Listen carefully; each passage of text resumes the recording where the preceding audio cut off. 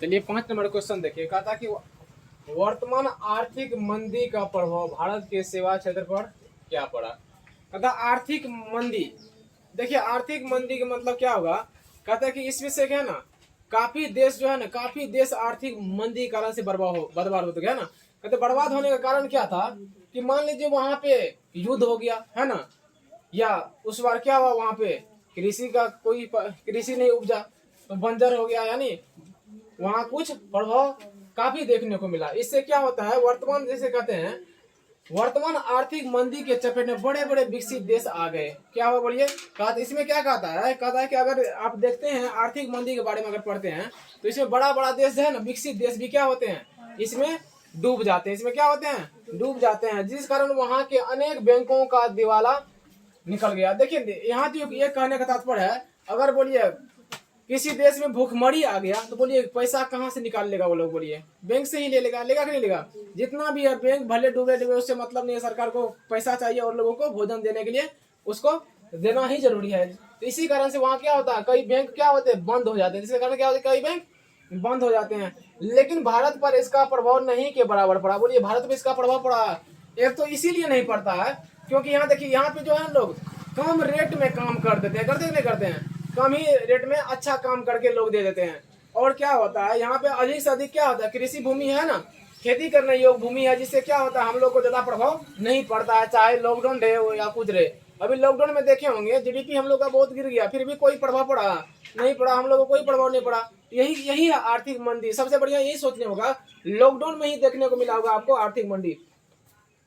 अब देखिए कहता है इसका कारण यह है कि आज की अवस्था में भारत का पूंजी बाजार काफी मजबूत है। पूंजी बाजार का मतलब क्या, शेयर बाजार जो भारत का ना, शेयर बाजार जो मुंबई में वो अवस्थित है, वो क्या है, काफी मजबूत है। क्या हुआ, काफी मजबूत है।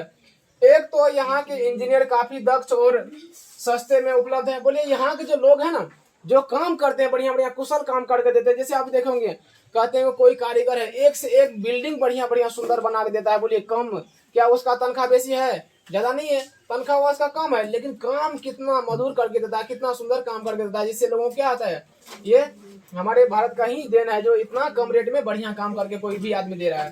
कहता है यहाँ के जो इंजीनियर है काफी क्या होते हैं, बोलिए तेज और बुद्धिमान होते हैं। तेज और क्या होते हैं, बुद्धिमान होते हैं। कल भी लिखाए थे ना, और कम ही रेट में वो काम करके देते हैं, जिसके कारण से यहाँ के इंजीनियर बहुत सारा इंजीनियर कहाँ गए हैं, बोलिए विदेश में जाकर काम कर रहे हैं ना।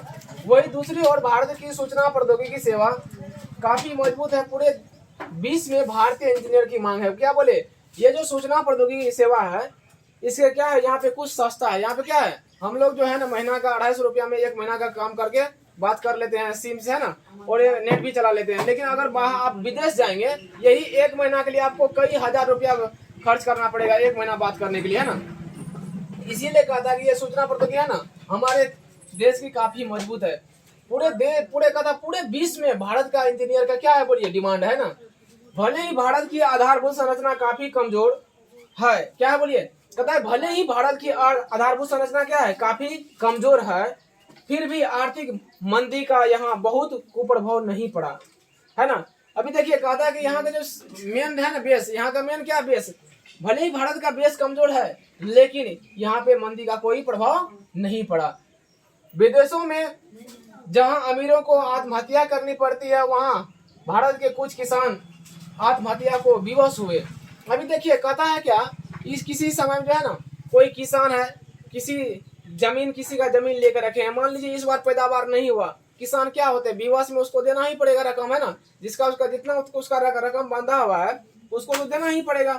लेकिन किसान यहाँ पे मजबूर नहीं होते हैं, वो मौसम के कारण मजबूर हो जाते हैं। किस कारण मजबूर होते हैं, बोलिए मौसम उसका साथ नहीं देता। अगर अभी मान लीजिए हम लोग का वर्षा अभी हो गया, गेहूं बोलिए कितना गेहूं बर्बाद हुआ कि नहीं हुआ। अगर यही वर्षा हम लोग का समय पे अभी नहीं होता, कुछ दिन के बाद होता, तो हम लोग का गेहूं क्या होता, बोलिए बढ़िया होता। फिर भी हम लोग का किसान क्या होता, अभी भी उतना नहीं सोच रहे हैं कि जितना सोचना चाहिए, काफी बर्बाद हुआ, फिर भी किसान अभी ठीक ठाक है। लेकिन इसका कारण आर्थिक मंदी नहीं, खराब मौसम रहा है। बोलिए खराब मौसम कारण ही नहीं भारत का किसान अभी पीछा पड़ रहा है। अगर समय समय पे वर्षा समय के अनुसार हो तो क्या होगा, किसान के आर्थिक पूंजी काफी मजबूत होगा, जिससे क्या होगा, बोलिए आर्थिक मंदी का कभी प्रभाव भारत पे नहीं पड़ेगा, है ना। तो ये 5 लाइन है।